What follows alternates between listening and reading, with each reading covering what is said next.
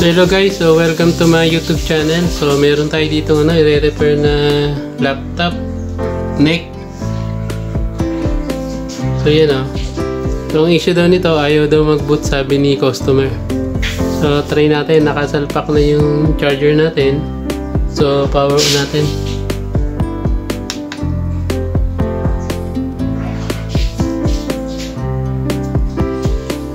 So yan. No bootable device. Insert boot disk and press enter.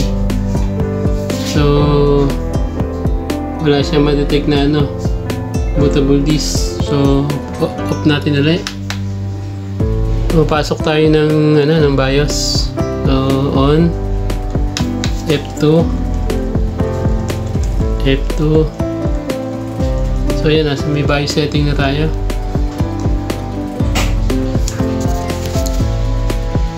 So yan, meron naman pala siyang meron siyang internal HDD na 250 GB.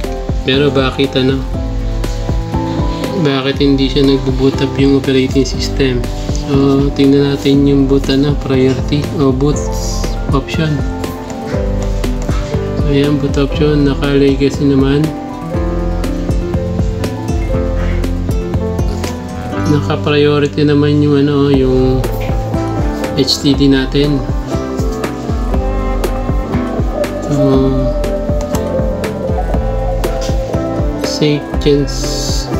Save change and restart. Okay, yes.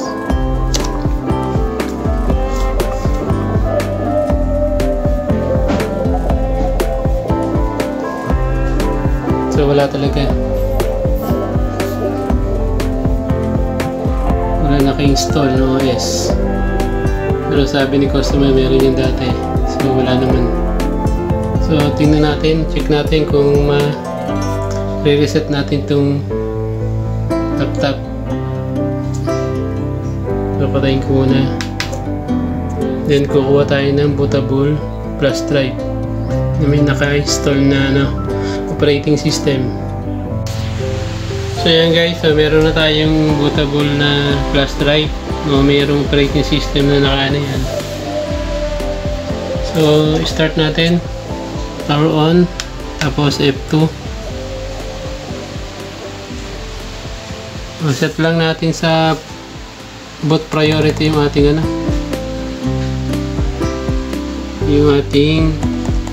yung ating flash drive.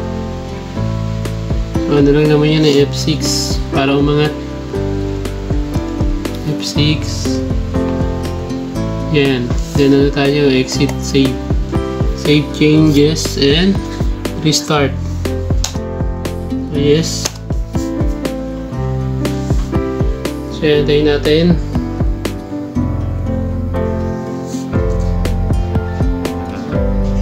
Antayin tayo, medyo matagal yan. Next tayo, next. Install.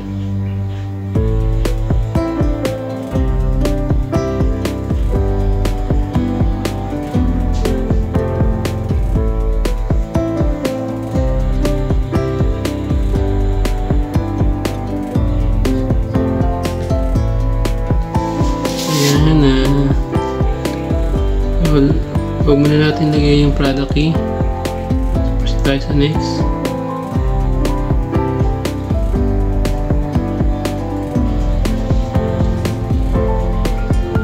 Tayo sa may Windows 10 Pro. So yun yung atin install. Tapos next.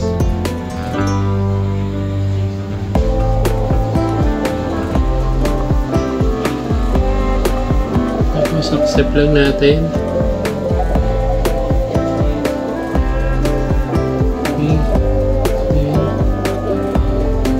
Next. So dito tayo sa custom. So yun. So yun yung kanyang laman. Meron naman.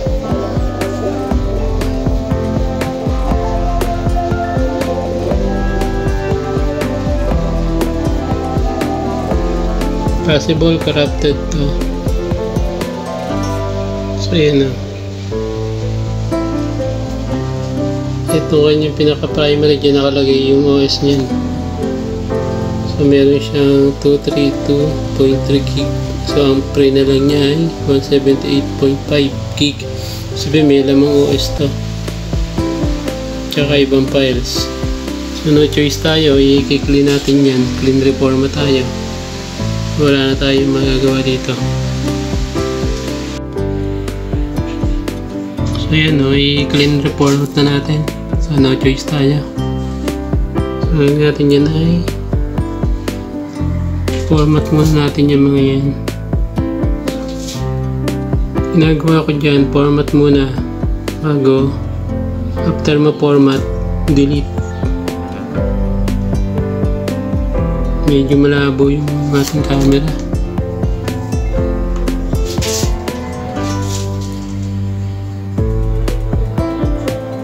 Sunod, ito naman.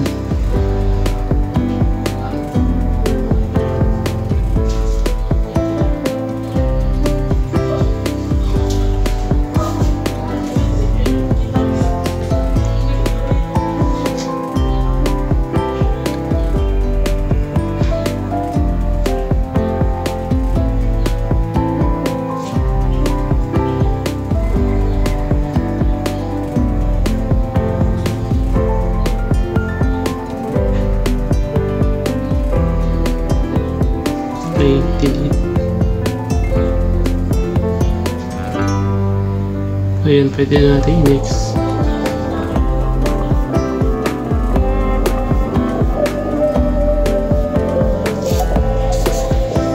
So guys, antayin lang natin matapos yan.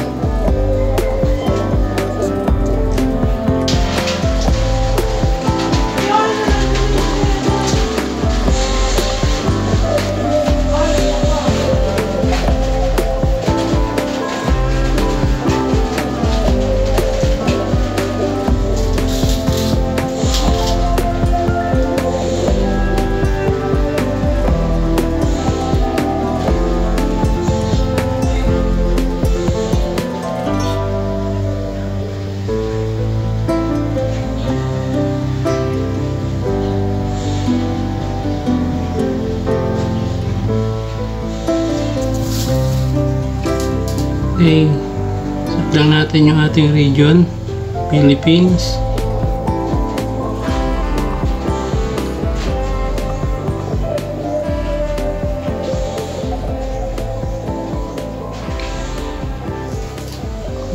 Yes.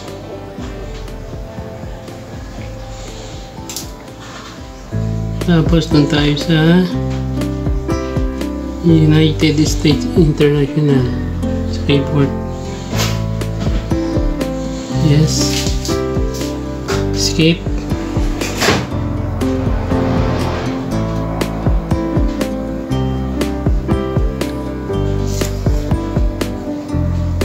So, muna tayo connect sa internet. Continue with limited. So name, so bahala kayo dyan kung anong ilalagay nyo name. So nilagay ko rin dyan admin. So next, bahala rin kayo kung gusto nyo lagyan ng password, pero ako walang password. Kulang natin, bahala na si customer maglagay ng password nyan. So ino-off ko lang itong mga to.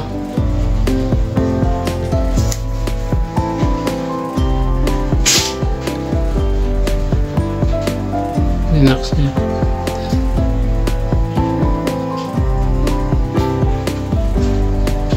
So yan, tapos na yung ating pag-reformat.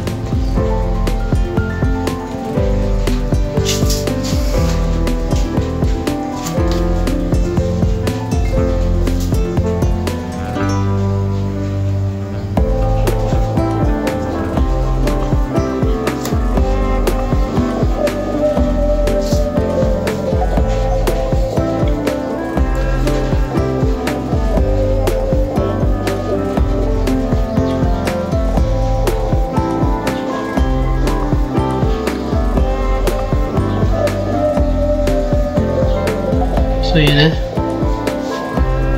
Okay na.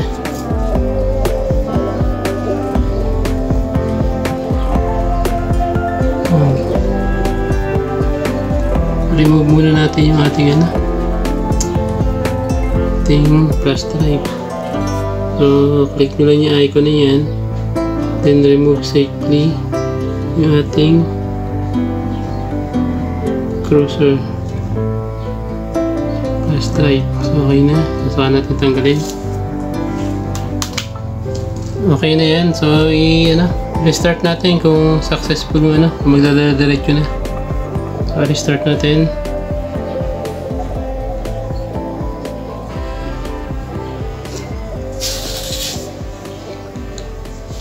Pag nagdire-diretso na siya, okay na yung ating successful yung ating pag-install ng bagong operating system.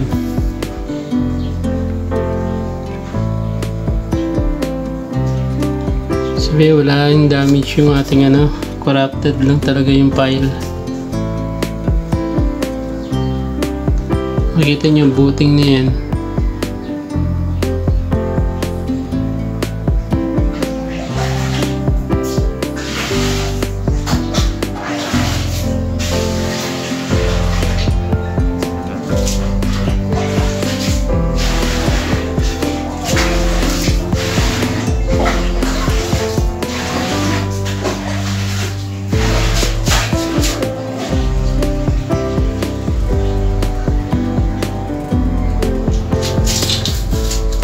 So yan, diretso na siya.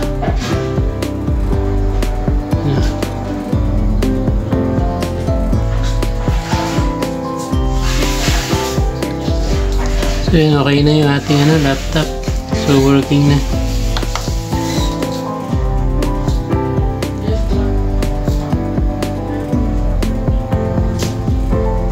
So guys, okay na yan. Then hanggang dito na lang yung aking video. So kung bago ka pa lang sa channel ko, so please don't forget to subscribe. I-hit mo na rin yung notification bell para lagi kang updated sa mga parating ko pang mga video tutorial. So yun guys, hanggang dito na lang. Salamat!